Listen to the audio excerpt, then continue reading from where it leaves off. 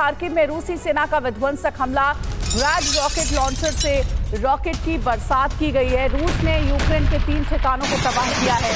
रूसी सेना के MLRS अटैक का वीडियो भी सामने आया है।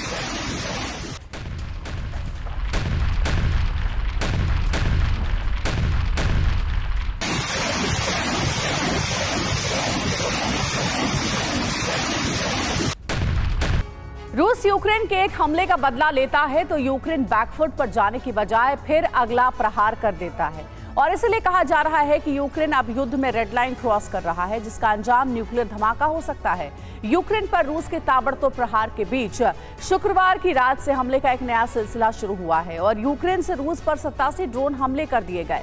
रूस में कई जगहों पर धमाके की खबर है, लेकिन सबसे अहम है एक एयरबेस पर यूक्रेन का अटैक। दावा किया जा रहा है कि इस हमले में रूस के 2 बॉम्बर नष्ट हो गए हैं और अगर वाकई ऐसा होता है तो पुतिन यूक्रेन को सबक सिखाने के लिए बहुत बड़ा फैसला ले सकते हैं।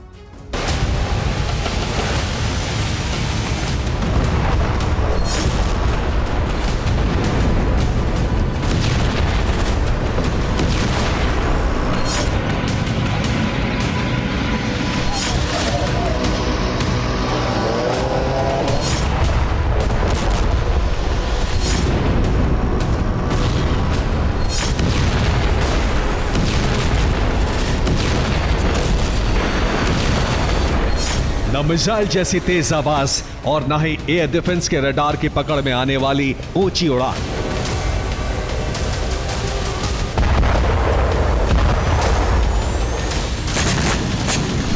यूक्रेन ने रूस को दहलाने के लिए एक बार फिर अपनी ड्रोन शक्ति का इस्तेमाल किया। हमला भी ऐसा कि एयर डिफेंस की मिसाइलें कम पड़ जाएं।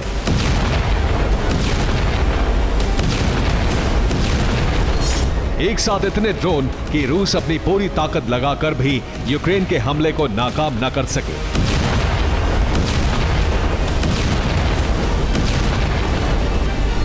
तेरह 14 जून की रात एक बार फिर रूस पर गोरिल्ला घात वाले अंदाज में ड्रोन की बरसात की गई।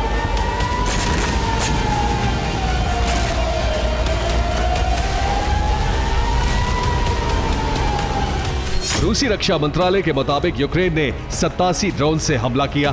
रूस के 2 शहरों को टारगेट किया गया।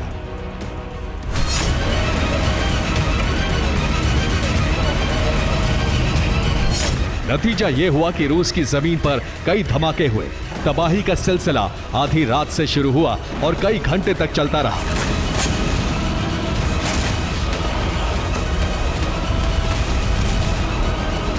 रिपोर्ट के मुताबिक 3 जगहों पर यूक्रेनी ड्रोन से धमाके हुए।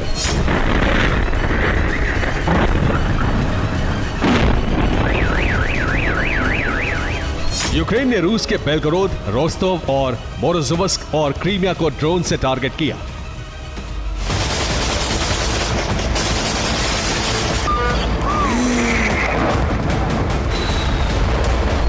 क्रीमिया में अब समुद्र से लेकर आसमान तक सख्त पहरा है। शुक्रवार की रात यूक्रेन के तमाम ड्रोन को एयर डिफेंस से गिरा दिया गया।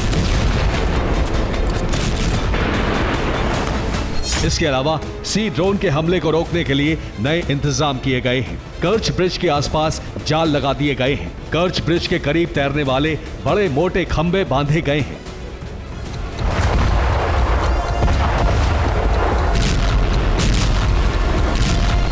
क्रीमिया में शुक्रवार की रात को सभी ड्रोन हमले को नाकाम करने का दावा किया गया है, लेकिन बेलगोरोद में कई धमाके हुए। यूक्रेनी ड्रोन एक 5 मंजिला इमारत से टकराया। जोरदार धमाके से बिल्डिंग का एक हिस्सा पूरी तरह क्षतिग्रस्त हो गया।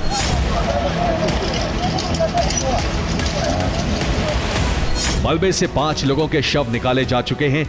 मलबे में कई और लोगों के दबे होने की आशंका है। हमला बेलगोरोद के शेबेकिनो शहर में हुआ।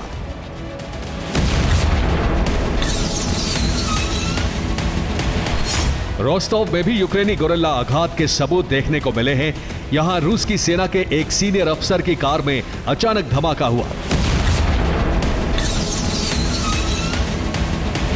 लेकिन शुक्र है कि धमाके से ठीक पहले रूसी आर्मी अफसर कार से बाहर निकलने में कामयाब रहे। यूक्रेन का सबसे बड़ा हमला रूस के मोरोजोवस्क में हुआ।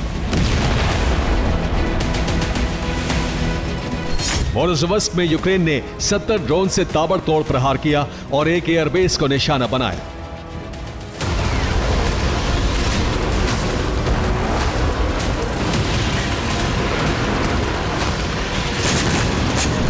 रिपोर्ट के मुताबिक एक के बाद एक मोरोजोवस्क में कई ड्रोन दाखिल हुए।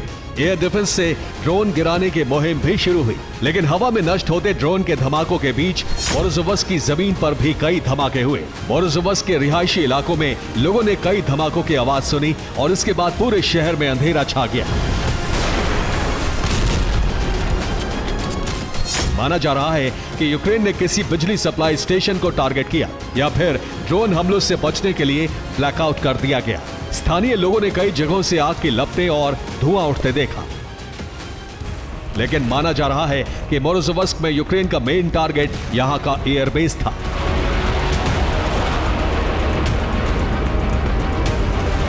मोरोजोवस्क एयरबेस से रूस के विमान यूक्रेन पर बमबारी के लिए उड़ान भरते थे। रिपोर्ट के मुताबिक एयरबेस पर हमले में रूस को बहुत बड़े नुकसान की आशंका है।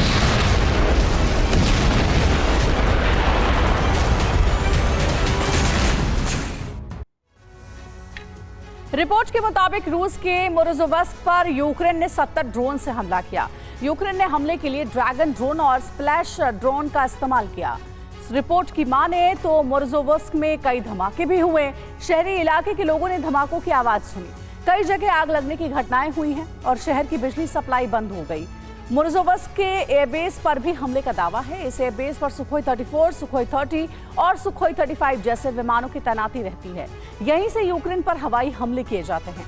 शुक्रवार रात में हुए इस हमले में कितना नुकसान हुआ, इसका ब्यौरा रूस ने नहीं दिया है। सैटेलाइट इमेज के हवाले से कई दावे किए जा रहे हैं। दावा है कि एयरबेस पर हैंगर की छत पर धमाका हुआ। दावा यह भी है कि 2 सुखोई 34 एयरबेस पर मौजूद थे।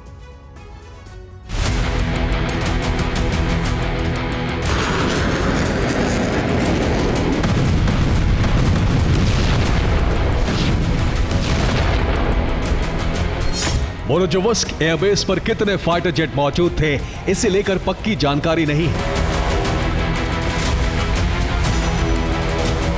सैटेलाइट की तस्वीरों में एक 4 जून की है। इसमें कई फाइटर जेट नजर आ रहे हैं, लेकिन हमले के बाद 14 जून की तस्वीरों में यहां सन्नाटा है। अब सवाल है कि क्या हमले के वक्त यहां एक भी फाइटर जेट मौजूद नहीं था?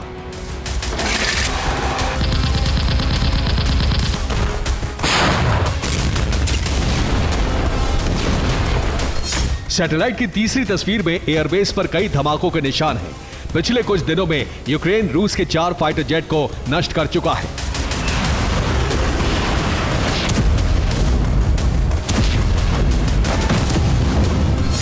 डॉनबास में भी यूक्रेनी फौज ने बड़ी कामयाबी का दावा किया है।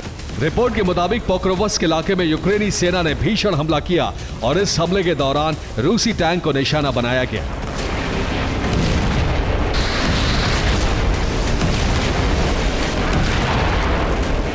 पहले हमले में रूस के 8 टैंक में आग लग गई। इसके बाद के हमले में 2 और टैंक भस्म हो गए। 8 आर्मर्ड व्हीकल्स और 2 आर्टिलरी नष्ट कर दिए गए।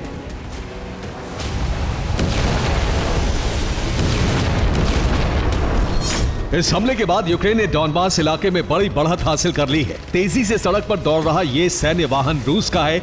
रूसी सैनिक हवा में गोलियां चला रहे हैं क्योंकि इस वाहन का पीछा एक यूक्रेनी ड्रोन कर रहा है।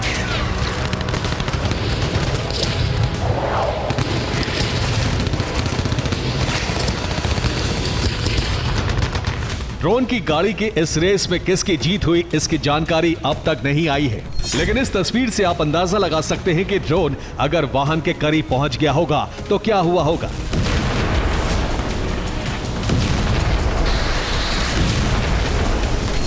खार्किव में यूक्रेनी ड्रोन रूसी सैनिकों का चुन चुन कर शिकार कर रहा है।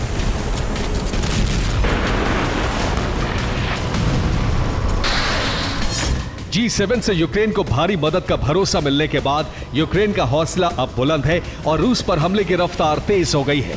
रूस की सी संपत्ति से अगर यूक्रेन की मदद हुई तो पुतिन ने G7 देशों को गंभीर अंजाम भुगतने की धमकी दी है। Bureau report, TV9, Bharatvarsh.